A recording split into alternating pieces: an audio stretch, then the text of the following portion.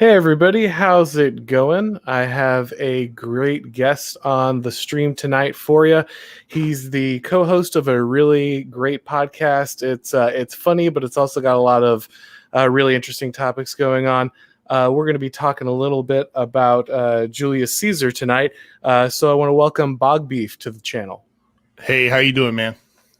Thanks for coming on, man. I really have been enjoying the podcast. Your last episode, what was it? Bateman was the author. That's right, Oliver Lee Bateman.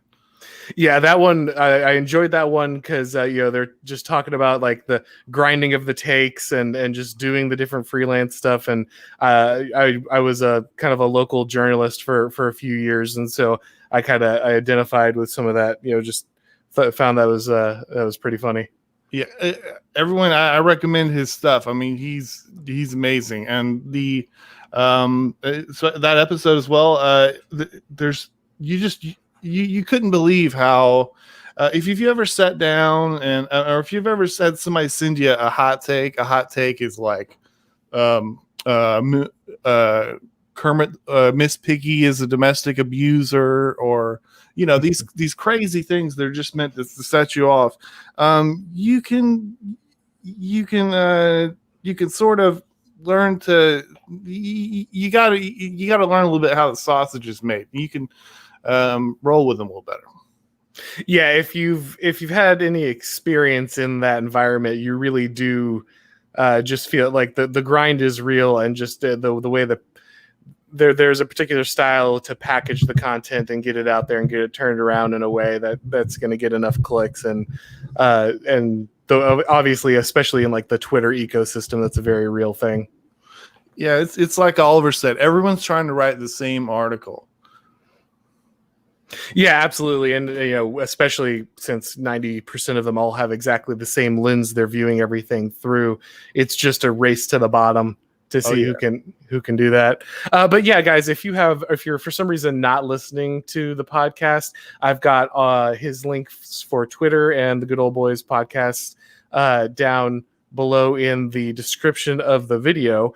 We are definitely going to be talking about Julius Caesar here in just a minute, but I don't know if you guys have ever been in that scenario where you're getting ready for something and then a massive event drops like right before you get started. We just had the news a little bit ago that Ruth Bader Ginsburg has died, and so obviously this is going to be throwing the election they're just going apoplectic right now on Twitter. It's insane. And so before we get too deep into Roman history, I was interested to get your take. Like, what do you think we're going to be seeing here next couple days?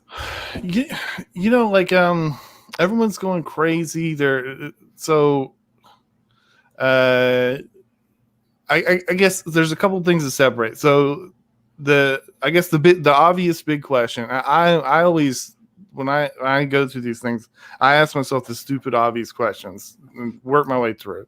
So the first obvious one is, how fast can Donnie get somebody nominated?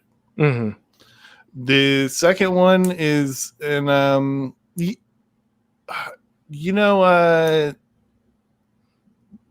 sometimes they're like, I'm not saying this is the case right now. I don't, but it could be possible that this could be good for, let's say, the Democrats, because you can, if he doesn't get someone nominated, you can drive a lot of I think you can drive a lot of I know you don't like me, but if you don't, but you should come vote for me anyway, because you're gonna women are gonna lose their rights or whatever, Oh, absolutely. Yeah, no, that's going to be the narrative. You're going to see a massive push. This is going to up the stakes for everybody and ignite both the bases, which is interesting because, Trump obviously has his built-in fan base, but the riots and the events recently have kind of energized people who wouldn't have turned up otherwise on his side. You obviously see with Joe Biden a real lack of enthusiasm. It's just the beat Trump ticket, which has enough of its own push. But now this really takes it to the next level. And I think it says something really interesting, because obviously, like, Donald Trump is a reality TV star. He does some good things, and I support the good things he's doing for sure. But no, I don't think most people think that he was really the electoral political mastermind in certain areas. And I think everyone knows that that's not true of Joe Biden. The man can barely open a pudding cup if his life depended on it at this point. So now everyone's kind of, I think, probably just admitting that like the super legislative body that actually makes the laws for the country is now up for grabs, which probably isn't a great sign, but really is going to mean that everyone's going to be both invested in trying to push turnout for the election. And it also means that when whatever side loses inevitably rejects the legitimacy of the election, it's only going to be more insane. Yeah. There's a hook out here for this. So, we've been racing. So I guess doors have been closed, obviously, in the American sort of I would say voter, but more like a voting observer. You know what I mean? Like, so in other words, it's not like you had decisions and you didn't have them before, but slowly, like the legislative branch sort of said, we're not going to make decisions anymore. And then now we sort of arrived at where the Supreme Court they're basically they're the only people that can do things that aren't sort of already happening on their own. Mm-hmm. And I mean, you could look at so Trump's done a lot of stuff, but I mean, the stuff he does is, if you think of things in a mold bugging way, well, I mean, the stuff that's not with the program, I don't know what you want. Different people have different names for it, neoliberalism, stuff like that. Stuff that's not with the program, it goes up in smoke in the courts. Now, the hook here is that, well, someone's finally going to be able to get their hands on the court. By the way, what was it, 6 months ago, we saw what I'm getting at here is, I don't know if that's real. And I think the court is going to get scared that, like, if people are like, oh, okay, this is it. Someone's going to get to rule. They're going to want to downplay that and run another session like they just did, where they just didn't do shit. No, I think that's absolutely the case. And while more power sits in the court than sits anywhere else, I think in the formal government at this point, it certainly still is not going to make those broad decisions, especially from the conservative side. We've seen multiple conservative justices get nominated. We keep getting told that there's going to be a massive change, and it doesn't. They just find new ways to vote with the program anyway, as you pointed out. And so I think you're right. I don't think even with yet another theoretically conservative justice, things would shift that much in the conservative direction, especially because, as you mentioned with Mulbug, he would point out, I think, that the power, of course, sits in the cathedral. The cathedral educates all of the judges. Even the most, quote unquote, conservative judges are still coming out with that, that university education steeped in that tradition. And so the Overton window for them is never going to reach really to where the right wing wants to go. They're never going to be attacking Roe or anything like that. It's really just going to be, if you put another conservative on the court, you might get slightly fewer radical left-wing decisions, but I certainly don't think you'll see a big push in a rightward direction, even with yet another conservative appointed justice. I guess the main theme of our podcast is patronage. I like to talk about patronage all the time. There's different models of how, and I'm not saying it's the key. You're gonna, if you just think about patronage, you're gonna unlock keys to the universe. It's how we think about things. And I think one of the problems you see from there's the incentive, there's no way for them to get paid by going nuts. What they're kind of incentivized is to ride the wave. I mean, if you look at the lives of these justices and stuff, there's no big there's no incentive to cross the Rubicon for them. And I think, of course, that's a great segue since we're actually going to get back to our original topic here. But I just want to touch on that because I know everybody's going to be talking about it for the next few days. I wanted to get back, of course, to Julius Caesar. That's what we're here to talk about. And I guess before we get started, I always like to ask my guests, and I'm actually particularly interested with you. Your podcast has like a great mix of like humor, but approaching like interesting and serious topics, which is something I appreciate because it's something I do not have a talent for. But I was interested, what got you started? What got you guys started in that area? Kind of getting online, getting into, quasi-political podcasts. How'd that go? So the podcast started, there's a zillion podcasts. I don't know if you've seen my friend Marblek, MAARBLEK on Twitter. That's my co-host. He's a guy who I've known for a very long time. And something Distributus has talked about before is that if you don't have sort of a circle of friends that you can discuss things and just say what you think, and I don't know, what about this? You'll just sort of absorb what's going on around you. You'll just become an NPC. So me and Merrick have been arguing about politics back and forth for a long time, and one of our friends said, "Okay, you guys got to knock this off. You just record it. Sometimes we do it over voice and these voice chat software and stuff like that."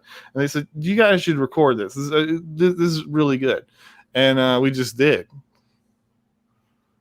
Yeah, absolutely. And it's like I said, it's really entertaining. I think it goes to really interesting places, and I'm sure most of you are already listening, but just think everybody should give it a try there. Like I said, it's in the links below if you haven't. And so moving on to Julius Caesar, obviously huge topic with Roman history and everything. I don't know about you, but I've been a history nerd my whole life. I was sitting down with my in-laws, and I was talking about Julius Caesar because that's what one does with their in-laws. And my wife says, "Oh, this is my favorite Caesar story," and her sister turns to her and says, "I don't think you're supposed to have a favorite Caesar story." So it's something that I've always been interested in. But I wanted to get what draws you to Julius Caesar. I know it's somebody you care a lot about and you focus on and you read a lot about. What draws you to Caesar?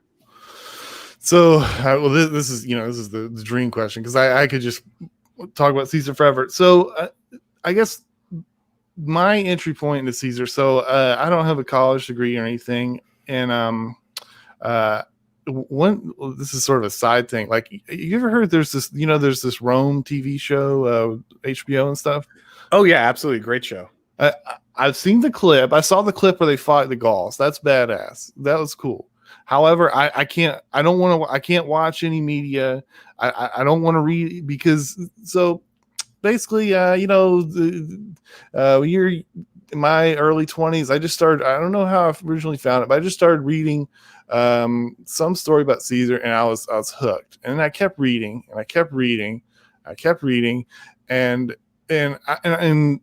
so I was just, I guess the first thing that just hits you like a ton of bricks is that if you read things from like the Middle Ages, what we do have, or you read stuff from the 1800s, and you're like, I don't know anyone. Like this is an alien. I don't know people like this, or it's very difficult to get on. It's very difficult to understand them. You read Caesar in his own words, and I get the decisions he's making. I mean, this is a human. I understand this. So I'm doing this. I'm really enjoying it. And there's this moment. So I start becoming aware of like the academic literature on Caesar and his role in like what he means. Like there's this. I remember I'm in deep in the throes of this, and I found a Wikipedia article called like Caesarism. and it was like a slur from the 1900s or whatever, and it means like a real asshole. I remember I was like, I was thinking, what are these people? What are these people reading? How could you say this? And I was complaining about, and this might be controversial, and I thought Cicero was just the biggest piece. Not a good guy. I didn't like Cicero at all, or Cato, and these were all just things I privately thought from reading these stories with no real contact from others. And I was complaining about this to Merrick, my co-host. He's a little bit more well read than me, and he says, oh yeah. He says, yeah, this is a thing. The academia hates him. They think him as scary populist, blah blah blah. And then he gave me this book by there's a Marxist writer, Michael Parenti. He's wrote this book, The Assassination of Julius Caesar, and it basically talks about just. It sounds funny to say this because you're talking about slandering a figure who's been dead for 2,000 years, but it's a catalog of slander of Julius Caesar. And then I have a friend who's they're in academia. They hooked up with JSTOR and stuff. And to troll me, they send me every article about Caesar. It comes about Caesar and Cicero. It comes along the pipeline, and I just keep getting all of it. And every single one of them, there's all this trolling deconstruction of Caesar, and they love Cicero. It's so it's so bizarre because Cicero, it was anti-Semitic. He was a slumlord. He doesn't appear to be the guy that they would like, but they love him and they hate Caesar. And now I'm hooked. Now the claws are in. So now I'm just totally hooked. I think that's a little. I think that gets us going of where I think it's a little biography of my fascination with Caesar. Absolutely. And I think you're hitting on something really good there, because while Caesar might be maybe in theory something that, or I should say Cicero might in theory have traits that they would dislike. Cicero is, of course, of their kind, right? Like that's what it is about Cicero that I think they connect with. I mean, it's obviously like more of his stuff survived and he wrote more prolifically, and we saw a lot more of it. But I think he also takes the tone and tenor of these people. Like Caesar's a man of action. He's a man, if not of the people, at least capable of appealing to and relating to the people. Cicero is the opposite. Cicero is too good for, he wants to climb, he wants to succeed, he wants to be thought important, and he wants to do so by looking more intelligent, and Caesar's just everything he can't be, right? I think in a lot of ways. I haven't read a ton of Cicero, but I have read some, and from what I've read of Cicero, I always was reading Cicero, and I got a similar feeling that you're talking about. I was like, I'm supposed to like this guy, right? Like this is supposed to be the good guy. And I agree. I think that's why academics identify with him, because he's of their kind, and Caesar's just someone they've been trained. Caesar's the jock, and they're supposed to hate the jock, right? Absolutely. There's a I love Plutarch. Plutarch has he's very this is one thing you see from back then is we're not in this Schmittian thing where everything you can compliment your rivals and things back then.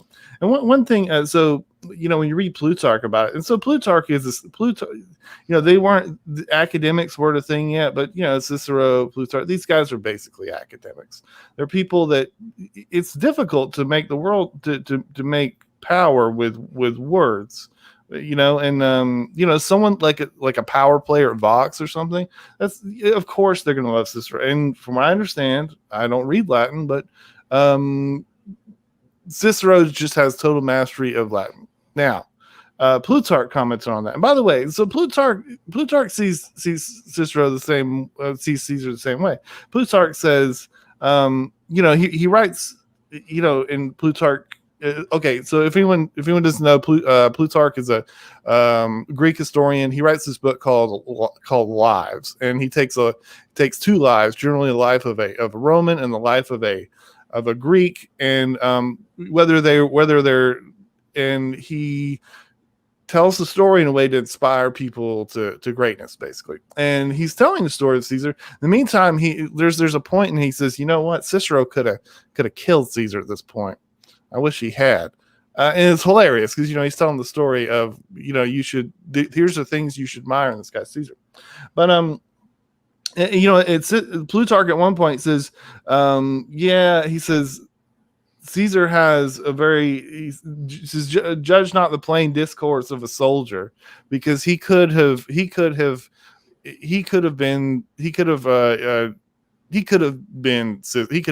kicked Cicero's ass at rhetoric writing if he wanted to, but he had bigger and better plans. Yeah, and it seemed like Cicero was always ready to lick the boot of Caesar when it was convenient, and then as soon as he's taken out, it's that's what always should have happened, right? Like that's kind of his position afterward. All of a sudden, he's a lot of bravado, but always willing to fold in behind Caesar when it was necessary. If you want to enjoy Cicero, to me now, Cicero has some philosophical writings, and so there's maybe people gonna be pissed off and say this, but anyways, if you want to understand Cicero, you have if you want to sort of accept him for what he is and enjoy him for what he is, he's a weasel. He's a weasel. He's gonna say and do what he has to survive. I mean that he's almost like a salacious crumb or something. You know what I mean? He's a coward, but he's a formidable opponent. Absolutely. Now, I wanted to take a look, maybe I guess, and start a little bit at the beginning. Are you familiar with Mike Duncan's stuff at all on Roman history? No, I think someone's recommended that to me. Yeah, he did a great podcast, History of Rome.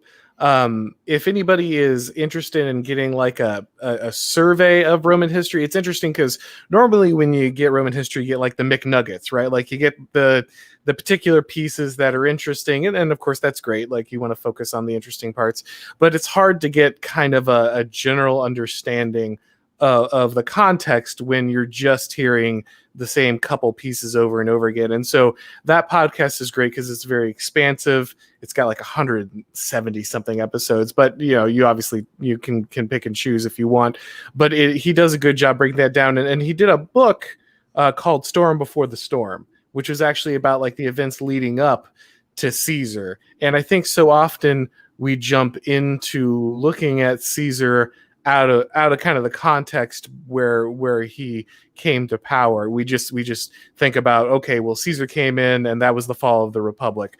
But of course, Duncan does a good job of kind of laying out that with the Gracchi and Marius and Sulla beforehand, there was this long period of civil wars and internal strife, and the Republic had been crumbling far before we see the rise of Caesar. And so I was just interested, as somebody who has, read a good amount of like Caesar's own thoughts, because I have actually not read his diaries yet. It's something I mean to get to. I've read other primary sources around that time, but I have not read his stuff yet. And so I was interested to get your thoughts, just kind of what he was coming into as he was rising to power. This is fun because so, and you kind of touched on it. So, people who talk about politics and stuff, you generally have two camps, right? You have the great man people, and you have the trends and forces people, right? Mm-hmm. And you get so much of both in this in his rise to power. It's incredible. Caesar.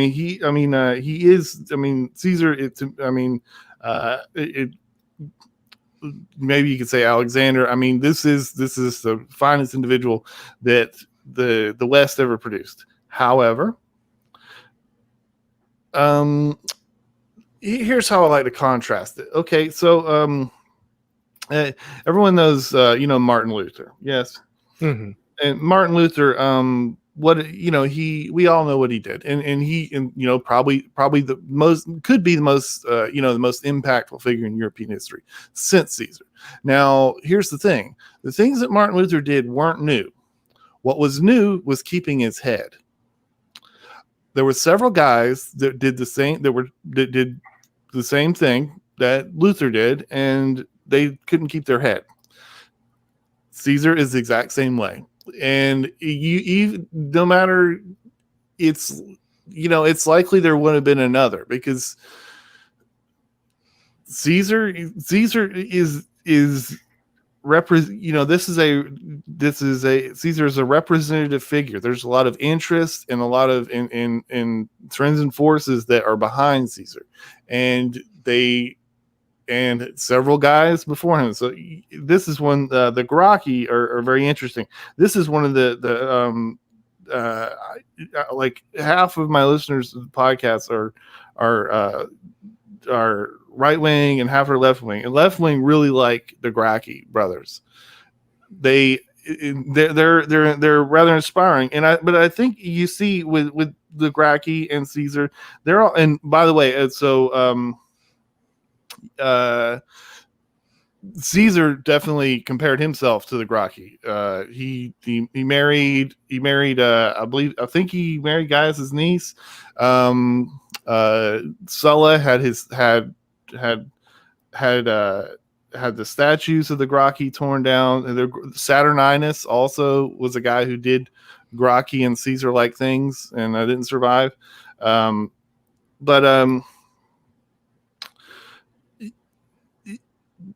Yes, the same problems were there over and over again, and the elites basically they couldn't.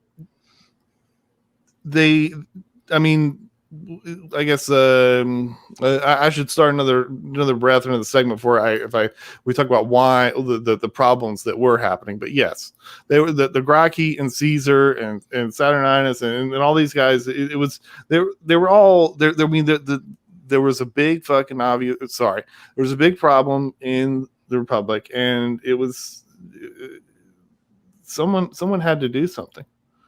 Yeah, and I think, if I remember correctly, Caesar comes in with a very similar, obviously land reform was a big selling point, which was also something that the Gracchi were, I believe, if I remember correctly, a big part of, and something that Duncan points out in his kind of weaving that story together is kind of how slowly but surely the mob violence starts to work its way in, because of course Rome didn't have a police force like we think of, and so gathering, being able to gather and marshal forces inside the city had a lot more power than you would think of. And so you're seeing, like you said, Caesar's the first guy to kind of keep his head while escalating a lot of these tactics, which I think was very interesting. Now, as Caesar starts to climb, obviously Gaul is a huge part, right? Like his adventures in Gaul are, of course, a huge part, and that's, as I understand it, where a majority of the diaries are focused on. Can you talk a little about Caesar's time in Gaul? So the diaries are basically split from the first half is his romp through Gaul, even going as far as crossing the Channel. As he's conquering Gaul with modern day France. It's a brilliant, it's an amazing story in and of its own. If you're the Siege of Alesia, to me, is the highlight. It's probably the greatest battle. I mean, it's an incredible battle. Is that the one where he builds the wall inside and outside? Yes, he's walled inside and out. Yeah. It's incredible. Do you want to tell a little bit of that story? Because I think it's a great story. So Caesar's been going back and forth with these tribes. And generally, Caesar wins the same way Cortez won, the same way everyone blows across a continent conquering people. Is you divide and conquer. You show up, you make deals with these guys and say, hey, we'll take care of your the tribe. You show up in Los Angeles and you tell the Crips you're going to help them. You're going to help them take out the Bloods, basically. and he's doing this, and he's blowing across the continent like this. If you're a local Gallic guy, you might not. This is a tangent, but one of the things that the optimists talked about a lot is they lamented that in the Gallic, in the more tribal cultures, there was the big chief guy didn't have to listen to the citizens. The hierarchy was more respected, and they always lamented that. So now you can imagine there's a lot of people there who this guy Caesar shows up. He says, you're gonna get glass in your windows. The point is that it's not all sword. There is a lot of sword. There's most likely millions were killed, taken into slavery, and this sort of thing. Sorry, get back in Alicia. So this is going on, but you can see these are the things that's going on. There's a lot of slaughters, a lot of tribes being civilized, these sorts of things. And there's one of the Gallic the Gallic leaders, their great leader was Vercingetorix. There's a beautiful statue of him, I believe, in Paris, still to this day. I think the most, if you know anything about Caesar, you've seen this painting. There's a painting where Caesar's reclined, and there's a guy on a big horse and armor, and sometimes he's shown kneeling to Caesar. That's Vercingetorix. So Vercingetorix saw what was happening. Vercingetorix was a tribal leader. He went to the other tribes and he says, this guy is just carving us up one by one. We're all going to be toast, and by winter. This is ridiculous. We can't just keep fighting him one by one. We have to gather all the tribes that'll fight, and we're going to make a stand. This sort of happened. This was going on while Caesar was laying siege to Alesia. It took them. They were the Vercingetorix and friends. From what I have from memory, is not absolutely the best, but they were going to gather a big army and help them defend Alesia. Almost all warfare back then is siege warfare. There's very little. It's not very often that two armies that there's consensual combat. Combat is by the Roman army wins by the spade, not the sword. It's by digging and trenches, and it's all siege warfare. Yeah, their history is best engineers, right? That's the Roman Empire. That's right. If anyone reads Talib, he I don't know enough to say about this, but Talib believes that the engineering was sort of, it was more like repairmen than like engineers. Mm-hmm. In other words, like in like the 50s and 60s when a lot of guys knew how to went to shop class or knew how to build a shed and that sort of thing. Yeah. That instead of there being a couple guys that sort of knew how to build grand projects, these things were it was all done by rule of thumb and whatnot. But anyways, so one of the things about being a tribesman is that it's difficult to get this to happen. They don't have the organization. Alesia is under siege. Caesar has them surrounded. Things are going well. I mean, he's gonna do it. Vercingetorix arrives. There's some skullduggery because by the way, all these battles, Caesar's usually relying on Gallic cavalry. the Romans aren't really kick ass at the whole cavalry thing. Normally, you got to get the local guys to do that. There's some skullduggery goes on. Eventually, the Vercingetorix and his army arrives, and Caesar has the town surrounded. So there's guys coming in from their flank. What does Caesar do? He says, build a wall backwards, build a wall the other way too. And so now Caesar's walled in front to back, and then it's amazing. I think there's a board game I saw about this. It's just an incredible moment in history. Mm-hmm, mm-hmm. Yeah, and I think if I remember correctly, he sweeps out from behind the second wall and like crushes the opposing enemy into the wall he's built.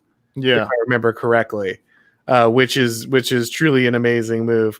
But yeah, Caesar has so many great stories like that. Like I'm sure you're familiar with the Caesar gets captured by the pirates story. Mm-hmm. Yeah, so for anybody who's not familiar, like Caesar when he's younger gets kidnapped by pirates, and they do what pirates do with young children or young men that might be valuable to their families. They attempt to ransom him, and they send the note out, and he finds out how much they send the note out for, and he demands that they increase it, right? And so while they're waiting for the ransom to get paid, Caesar is hanging out with these guys, and he's drinking with them and gambling with them, and running races with them and stuff, competing against them and stuff to pass the time. And the whole time he's telling these guys, oh, one day, once I get free, I'm going to come back and I'm going to crucify you to a man. And they're all like, that's great. Of course you will. And then he gets free and he comes back and he crucifies them to a man, right? Like he raises an army, if I remember correctly. Like he raises a force specifically just to settle this vendetta. If I remember how the story goes. Yes, and I think the key takeaway from that story is you have to.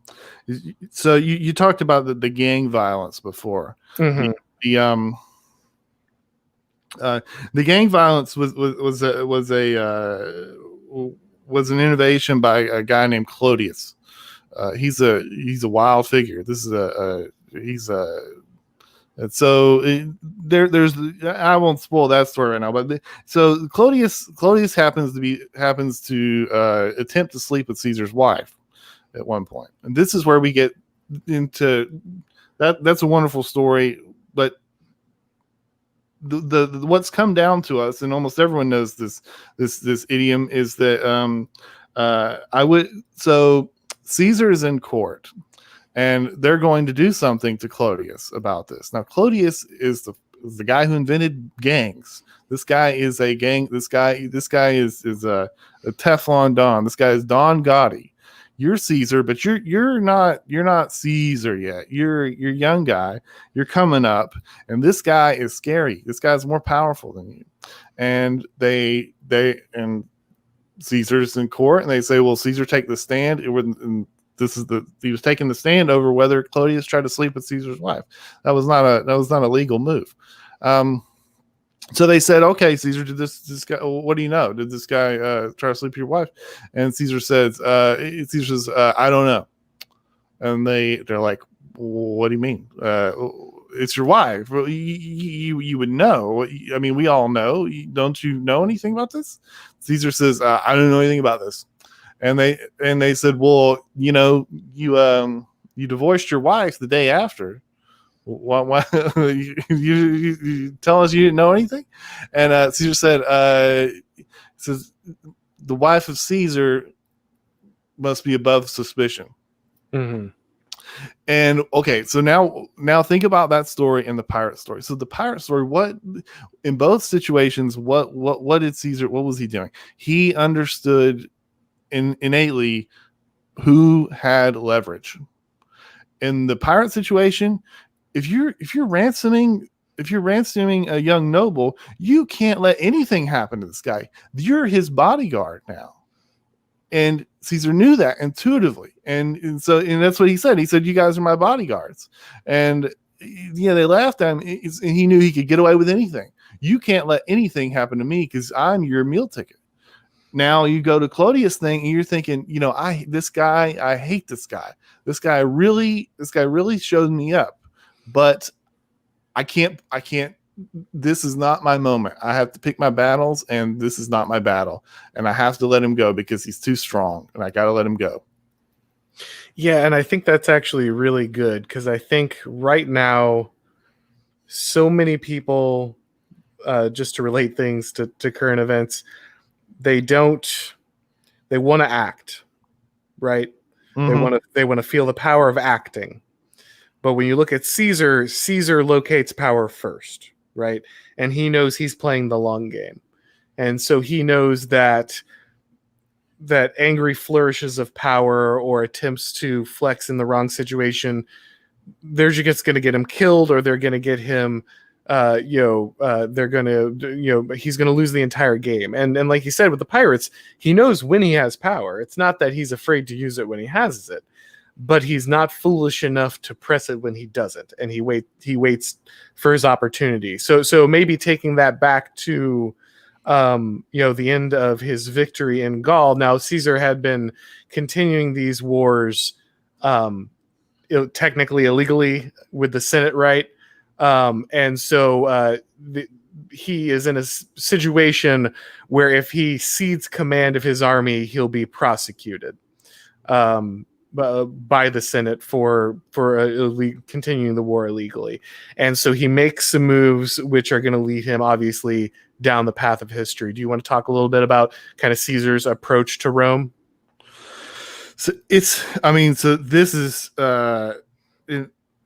obviously it's incredible. So there's very few incidents this in history is that for moments at a time, this is one man standing against the most powerful state in history. This is one guy telling the state, "No, I'm not going to. No, come and get me. Let's do this." Now, it's important to remember the whole time he's running. So he's got his guys in Rome doing everything they can. Every single interaction he has with the Senate, with Pompey, he is very, very careful. He's very, very careful he never fed posts. Okay. He says, no. I want peace. I want peace. Let's just you set your army aside, then I'll set my army aside. He always, every moment he's saying what I'm doing. He's taking, he's never brutal. He's never crazy. He's never wild about it. Which is insane when you think about, this man took on the Roman state by himself. Continue your story. But for my meme makers out there, I need a Caesar never fed posts meme. I need someone to get on that right now. I expect to see that, but before we're done, sorry, go ahead. Right on. So it's incredible. So once you at that point in the story, I think Pompey becomes very important. Pompey is very, very interesting. I generally don't. So I have this thing with this patronage thing. Is I generally, even though I'm super into Caesar, I'm big into Caesar. I think of these figures as loci for other things, for lots of other the representatives. There's I'm not the person that's ever. I'm not going to call a politician a flip flopper, because I think that's a misunderstanding of what a politician is. It's a misunderstanding of what Caesar is. Caesar is not Caesar, king of Rome. He's a loci for a lot of interests. That becomes clear when you declare war on the state, because the cities and towns all over Italy, they have interests too, and they might not be the interests of the Roman state. Pompey is interesting because Pompey is, first off, for all of Caesar's accomplishments, Pompey's could be more. They're incredible. He was it's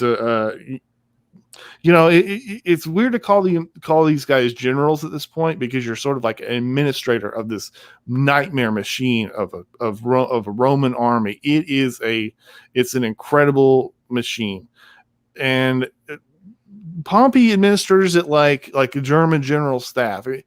But Pompey's thing is he sort of got two stories to his life. First story of his life is, first off, he's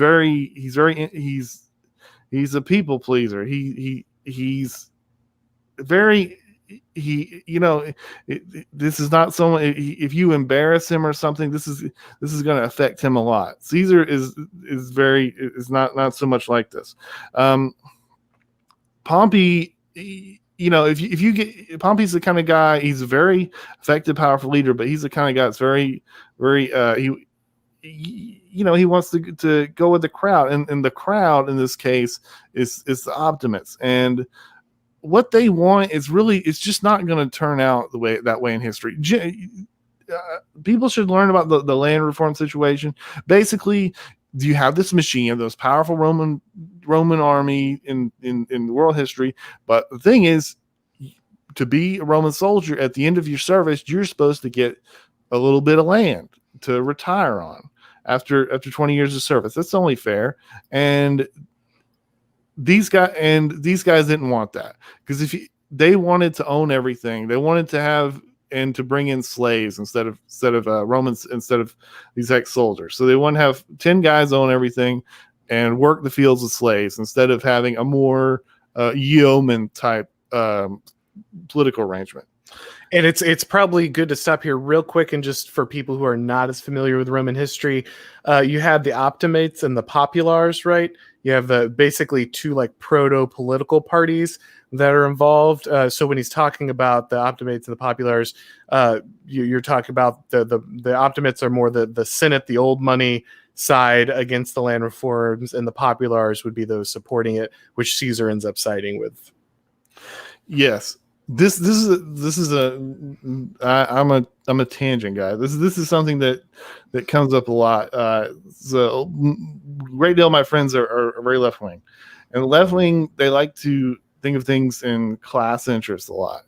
And so if someone comes from a certain segment of society, they believe they're gonna stick with that. And generally that's true, but my favorite speech, Caesar rant, is where Caesar. This is one thing to understand about Caesar, the optimates, populares. You're thinking populares. That's not the rich guys. Well, what about Caesar? Wasn't he one? Caesar says, I should be an optimate, but these guys are just idiots and such tremendous assholes that won't let me receive the dignity that I've earned by conquering this freaking continent, that I have to become a popularist. But this was not my first choice. That I'm not. Caesar at no point it pretends to be.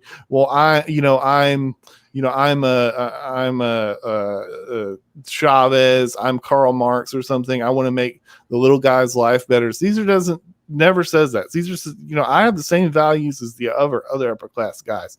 I'm just being screwed out of winning that game, which I deserve. Yeah, the revolution comes from disenfranchised elites, right? That's always how revolutions work. Absolutely.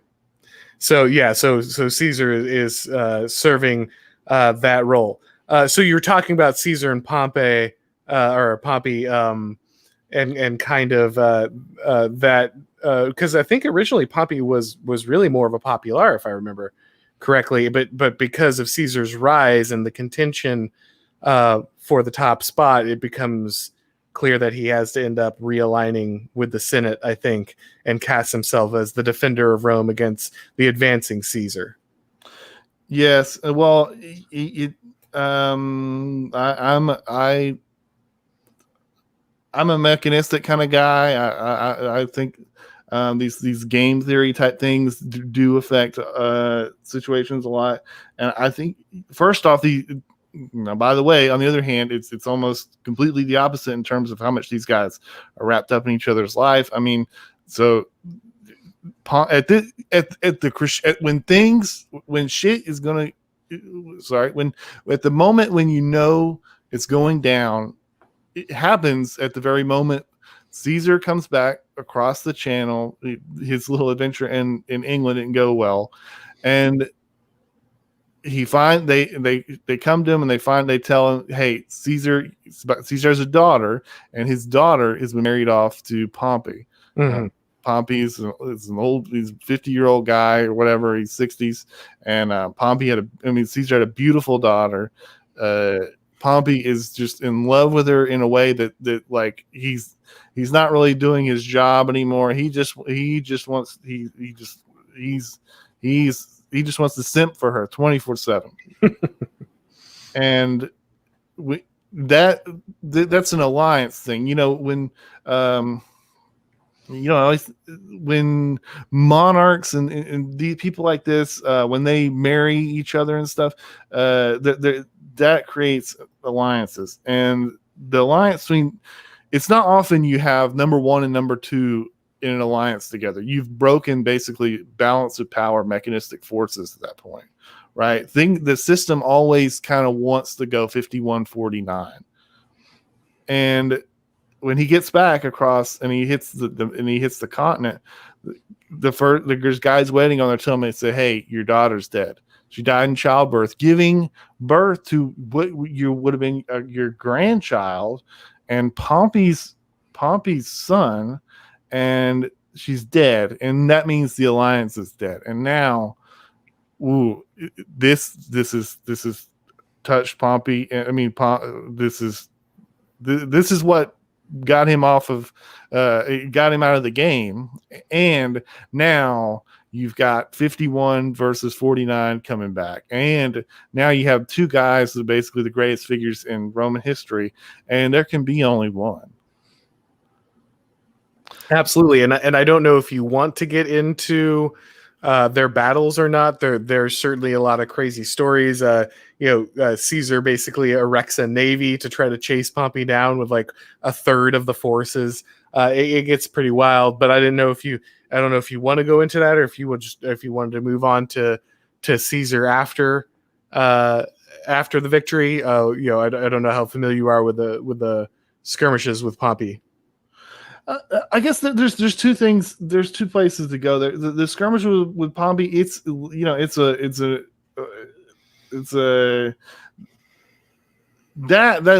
big. That's one of these, like, it's sort of like the initial Gaul campaigns. That's something that if you like military history, you'd love it.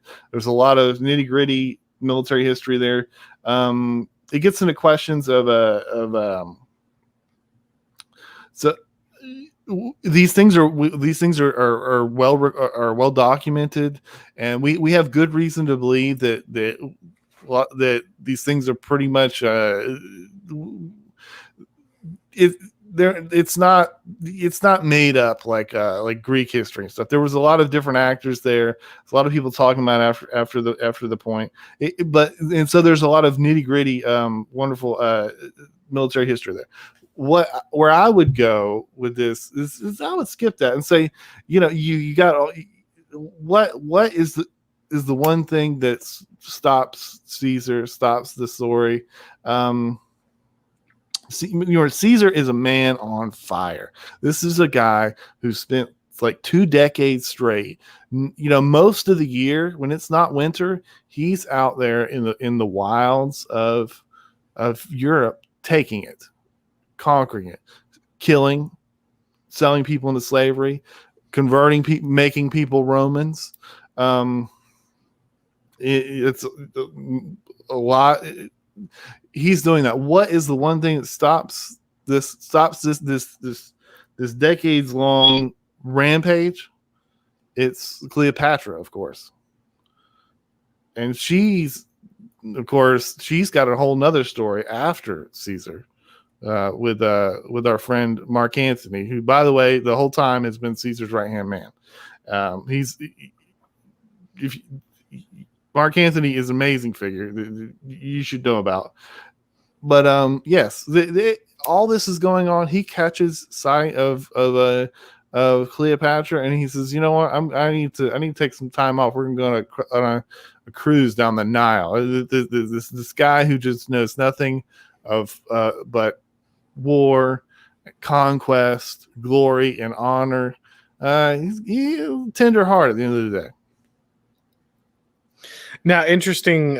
Once Caesar, and you're right that it is kind of funny that nothing can stop Caesar until he runs into Cleopatra. And if you haven't seen the Rome TV show, the portrayal of Mark Antony in there's probably Mark Antony is probably one of my favorite things about it. Obviously, who knows how historically accurate it is, but the portrayal is absolutely amazing in that show.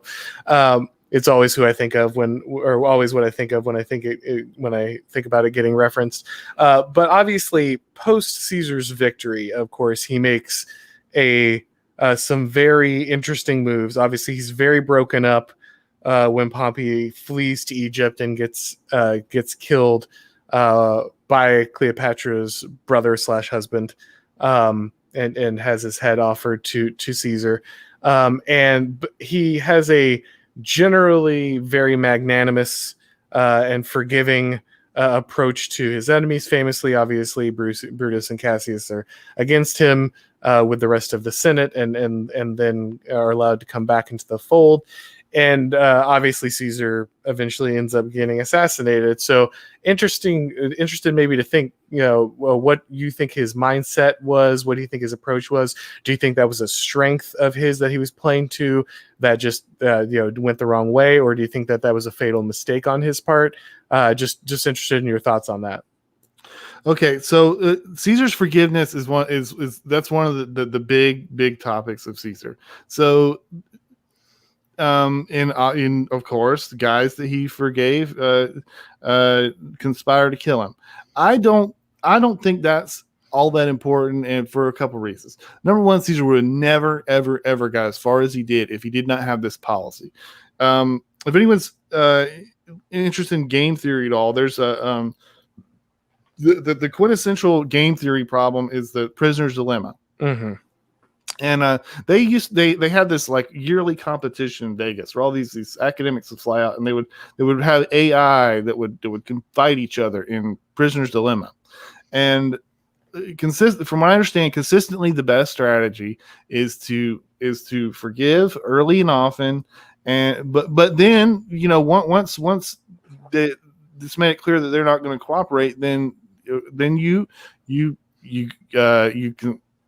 resume hostilities, but you forgive early and often. The thing is, that's such a power multiplier for Caesar. So when you fight an army and everyone knows you made it clear that the second you've had enough, you're going to leave on your horse with your weapons, with your head held up high. You're not going to fight this guy. You're not going to go to the rack against this guy. He's going to, now you're all of a sudden you're conquering armies and towns without lifting a finger, because what's in it for you? Just walk away. It don't have to be like this. And this is so you take that's a very clear example in war. But this is like this in the political realm. Now, okay, so Caesar is murdered in the Senate. The number one strategy they were thinking about, this little thing into Antony, was make sure Antony's not in there, because Antony is a big, jacked, scary dude, and if he was in there, he could have stopped him by himself. Now, he's killed. I'm obsessed with Caesar. This does not bother me in the slightest. Why? I think Caesar's story was done. What plans did he have for once he had conquered everything? I don't believe a lot of these. There's a lot of bullshit written. At that time about the stuff about being king and all this stuff. I wouldn't put too much thought in that. What I would put thought into it is this, Caesar, he's not going to stop. What did he want to do next? He wanted to go on a very ill-advised campaign in the Middle East, basically conquering just for his own personal aggrandizement. It's likely a lot of Romans would have died. They would have gotten very little out of it. He had anywhere else for him to go. He would have ended up like we are in Afghanistan, Iraq. The future for Caesar would have dramatically diminished his legacy. His story was finished, I believe. Interesting. Yeah. So maybe it takes the vision of the next generation. He's able to secure the power, but turning the corner had to be left to someone else. So I think, since we're getting to the end of Caesar's story, I'd like to hit you with my last prepared question. Of course, this is, I think, every country, every nation wants to think of itself as Rome. It's extremely tempting. Obviously, this is one of the, it's the greatest empire of all time, arguably. It's one of the most famous stories of all time. Every nation wants to compare themselves to Rome. Obviously, this is very tempting for the United States currently in its situation. Even some of the parallels seem kind of wild. The Optimates are a class of enriched nobles who want to bring in large amounts of foreign labor so that none of the average Romans are able to earn a living. And Absolutely that way. And so I what I want to ask you is, what can we learn, especially with everything going on, from Rome? What can we as a country, and I know this, these kind of prognostications can always get a little fuzzy, but just, what should we be focusing on? What are some of the lessons we should probably be taking away as we look at the situation around us?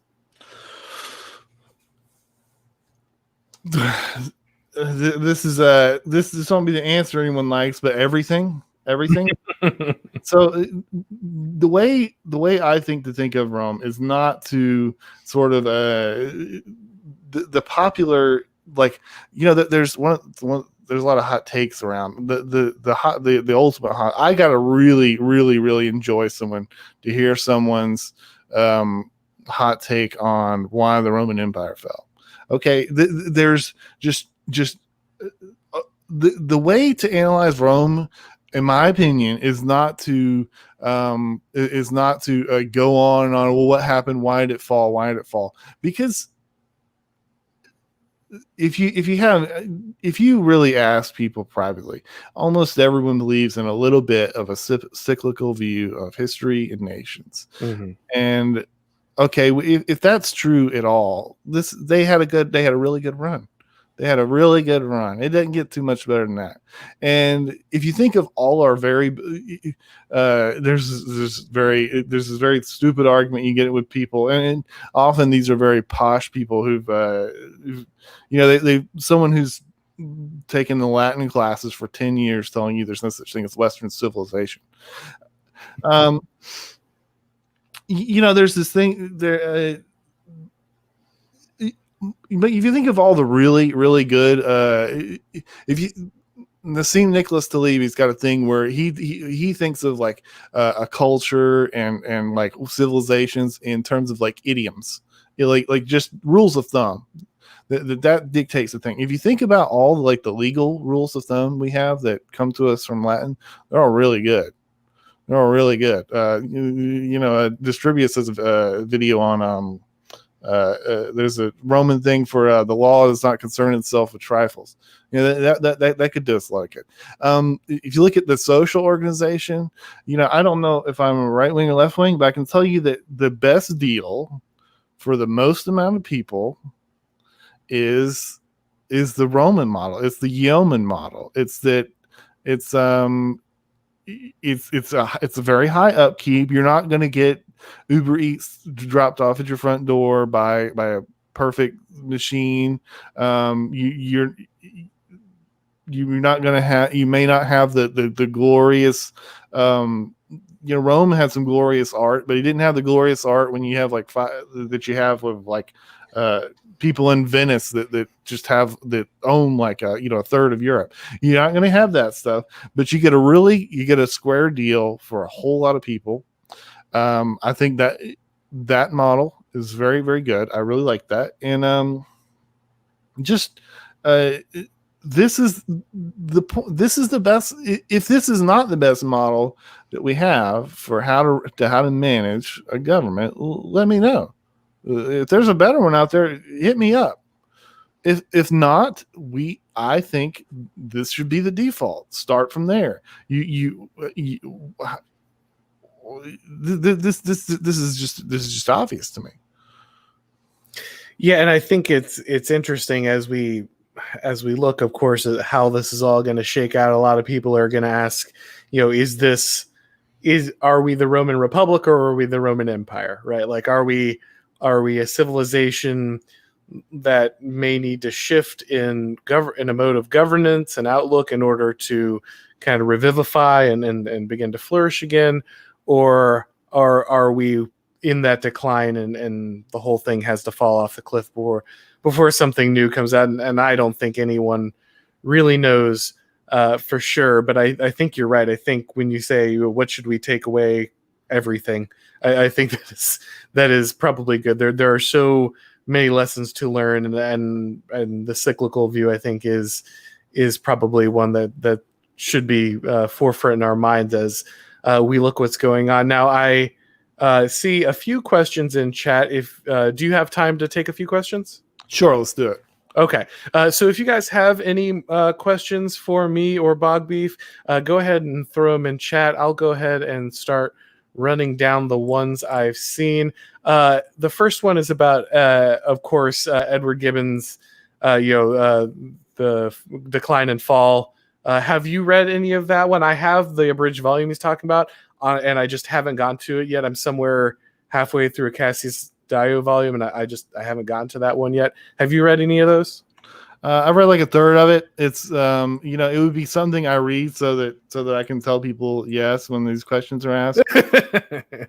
But I'm not in a, if I was like an attorney or something like that, I would feel some pressure to do that, but I don't have any interest. Yeah, I'm not a completionist. I don't get me wrong. I do want to know more, but there's just so much to read and only so much time, and so I've got to pick and choose.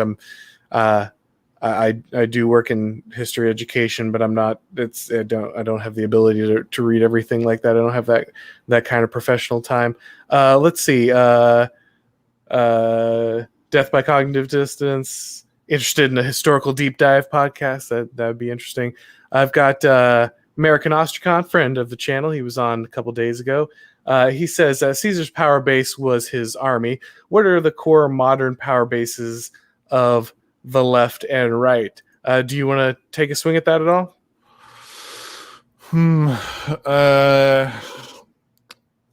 Trying to think how I would divert from like a mold bug answer. Mm-hmm.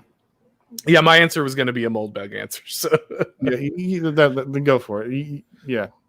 Yeah, I think Moldbug, Curtis Yarvin, for anybody who's not familiar, guy who I talk about a lot on the channel. But he would talk about Red Empire and Blue Empire inside the United States. The Blue Empire's base would be your State Department, your UN officials, your permanent bureaucracy, your academics in the university system. That would be the power base for Blue Empire, and Red Empire would mostly be law enforcement and the army. But as American Ostracon pointed out during our podcast together a couple days ago, I think that Red Empire's base inside the military is probably weakening, and I think what's left for right-wing America is continually dwindling due to the overreaching power of things like the media and the educational system, which are going to make up what we call the cathedral.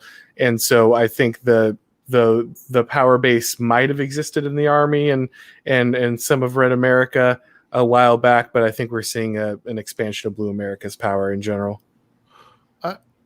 I could expand that. Okay, so I think that's a lot of the power actors. When we talk about the I guess not so much the base, but the everyday customers. I think of with the right. I think of your kulaks basically. Mm-hmm. I mean, there's no other way to put it. The left has this.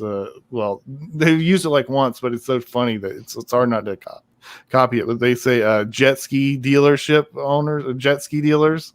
There's nothing for them in the left wing package. I think that the issue, the in terms of business, a lot of the business has. There's not much the right, the right's old offer to them was just lower taxes.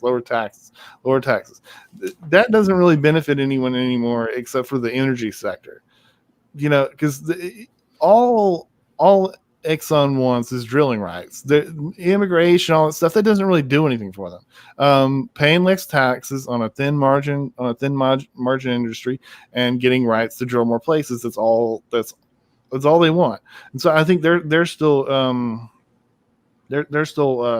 loyal to the right. I think the thing about the right base evaporating, I think the issue with that is there's going to be others are going to get kicked out of the progressive alliance. People are going to be proletarianized.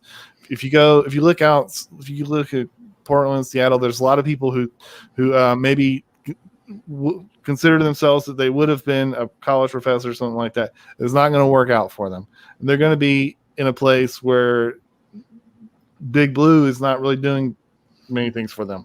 Do I think this means like a big victory left or right? No, I tend to have a belief that there's going to be a consistent trend of 51-49. Yeah, I think that you're right. You'll see you'll see a certain percentage of disenfranchised lefties shifting. But I think that in itself will pull the right to the left more than it will empower the right, which means we're just going to see a general. While we will see 51-49, the 49% red will keep shifting to the left to keep up with the people who will then make up its base. And so what will be right wing, it'll end up like Canada or England, where your Tory party is nominally right, like it as in a shadow opposition to the left, not as in a actual opposing cultural force. Absolutely. I guess the way you say election markets in America are very stable. They're able to serve up a 51-49 consistently in a way that I don't claim to understand. You just look at it, just seems to happen. No, absolutely. Well, I mean, a large part of that is engineered through congressional races. The Congress has like a 7% approval rating, but like a 92% incumbency rating. Mm-hmm. Which shows you how that's properly set up. So we have another question here. Christopher asks about comparing Roman elites to our current elites. So I think we talked a little bit about that. Interesting parallels between the Optimates and the Populars. Looking at our current situation, of course, the Optimates were they were with the status quo. They're pro-Senate. They're pro, keeping the land in, concentrated, not dispensing it to the army and bringing in, slaves to work the land rather than pay Romans more. I don't think you have to work too hard to draw that parallel to the current situation. No, it's obvious. I mean, okay, if you look at the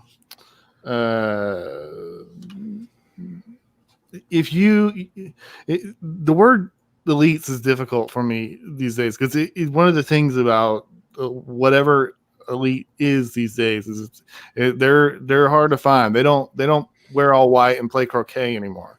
They it's difficult. They put their money into in their power into things that are difficult to find.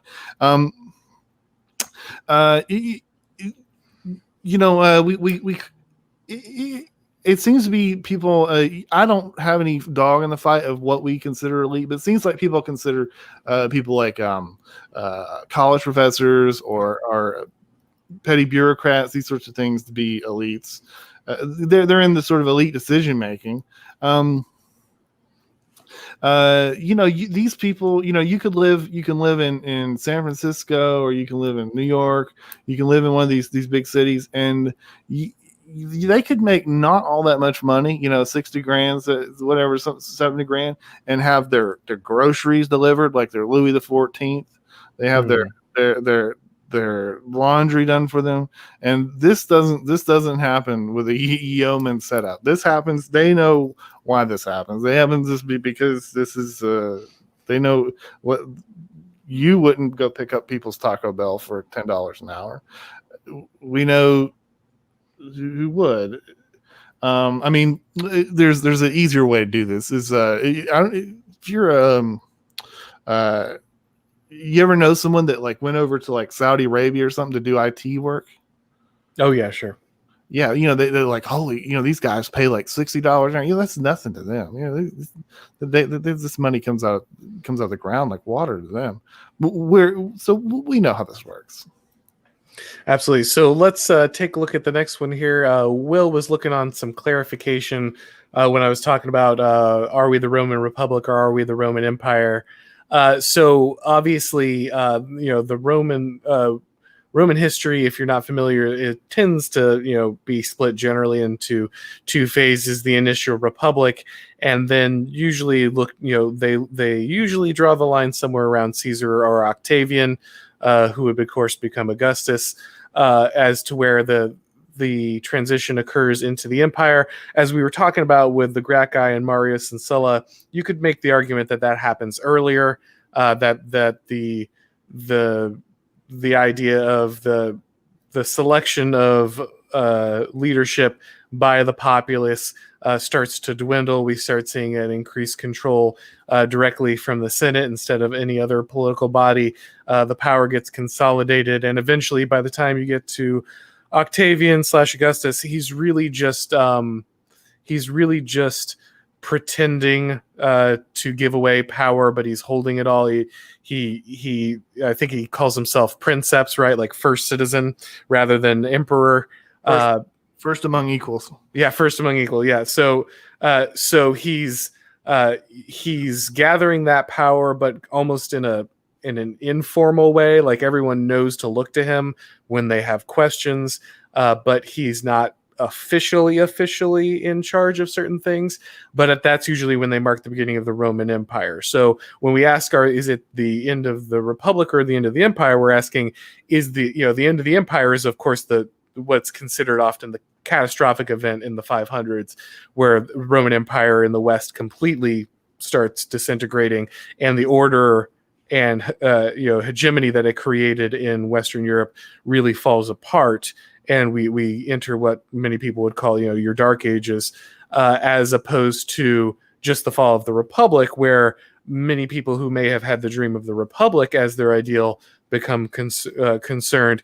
But obviously Rome continues to be a great and powerful country, arguably a greater and more powerful nation than it ever was as a republic. And so the question we're asking, I think, when we're talking about that is, are we in that period of transition from a different outlook on America and Western power, where it will shift and become something different but not necessarily something lesser? Or are we in a place where we are looking at total collapse? We're it's definitely not republic. I mean, if you think about there's different points about the empire. I guess one of the things I think of is it's one of the reasons why it became empire is because it just got too big. To you're not going to vote on stuff when you have this thing that stretches from there to there. Now think about today. If you go to school in New Zealand, you're what the classes you take and the way things are ordered, that comes from Boston, that comes from Rome. It's this machine is so huge.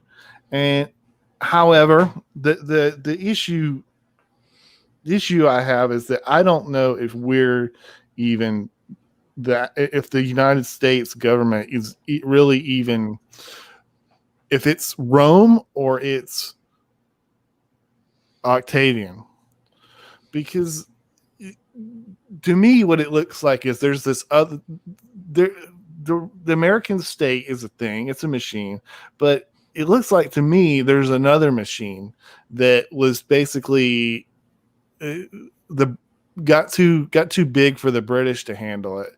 They gave it to us, and we're running it right now. We're in our state is the emperor, but it's not the state. There's another thing above the government level. To me, that's what I would say. Yep, absolutely. And so yeah, no, I agree. As optimistic as I would like to be, Republic doesn't necessarily seem likely, but we can hope for it. All right, guys. So I think we're coming up on an hour and a half, so we'll probably start wrapping things up. I want to thank everybody for coming by. We had a good audience, a lot of interesting questions. I appreciate you guys coming by, watching everything. I want to go ahead and thank Bog Beef, of course, for coming on. Everybody should be checking out his stuff. Like I said, I got his Twitter links and the podcast links below. You definitely want to be checking that out. I also want to go ahead and thank Kiewicz as one of my supporters on Subscribestar. If you're interested in supporting the channel like he does on Subscribestar, you can go ahead and check out the donate link below. So thanks again, Bog Beef, for coming on. I really appreciate it. This was a great talk, man. Thank you. Everyone check out Good Ol Boyz Podcast. It's pretty cool. We're on Patreon. We're on SoundCloud. To get all the episodes, you need to come to Patreon. Absolutely, guys. All right. Well, thanks again for coming by. And as always, we'll talk to you next time.